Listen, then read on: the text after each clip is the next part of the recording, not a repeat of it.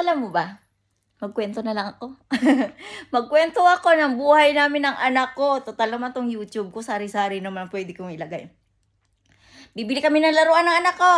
Itong koleksyon ng anak ko, kunwari Lego, ha? Ito, nag-i-enjoy kami ng anak ko, kakakolekta. Siyempre ako, magtatrabaho ako, tapos, alam mo na, kapag may pera si Rogelia, mama gusto ko nito. Bibili kami niyan. Kapag nag-i-enjoy si Jeanine, nag-i-enjoy din ako.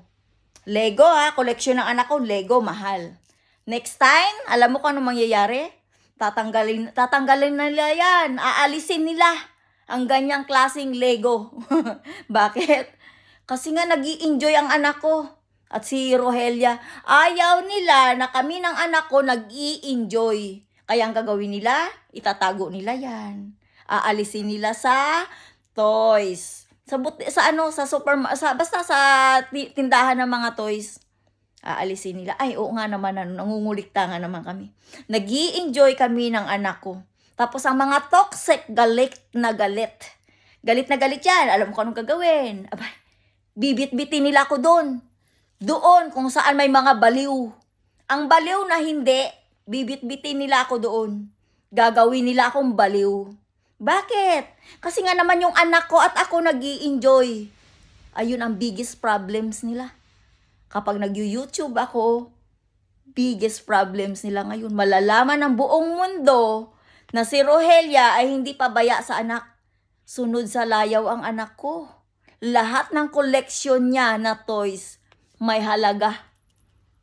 Mahal. Pero never kong tinipid ang anak ko para sabihin nila na ang kwento nila, pinababayaan ko daw ang anak ko. Pina-abuse ko daw ang anak ko. Excuse me, Pilipina ako. Under 18 years old ang anak ko, ayaw ko magkaroon ng boyfriend para maging pariwala. Kaya mataas ang pangarap ko para sa anak ko. Kaya kung saan man ang anak ko ngayon, at kung anong mayroon ako na sa YouTube na pera, alam ko, kayo ng pamilya ko ang tatamasa nito. At ayaw ko na magtitiwala ka sa mga taong sinabi ko na hindi mo dapat pagkatiwalaan maliban sa family ko. Family, antaran family anak alam mo, kilala mo kung sino ang mga kapatid ni mama. You know who is my sibling. Trust them, except the strangers. At maliban kay Tito Edna, family na, Vergara family, kasi alam kong mabait sila. At alam kong mapadpad ka man sa kanila, magkakaroon sila ng contact sa family ko.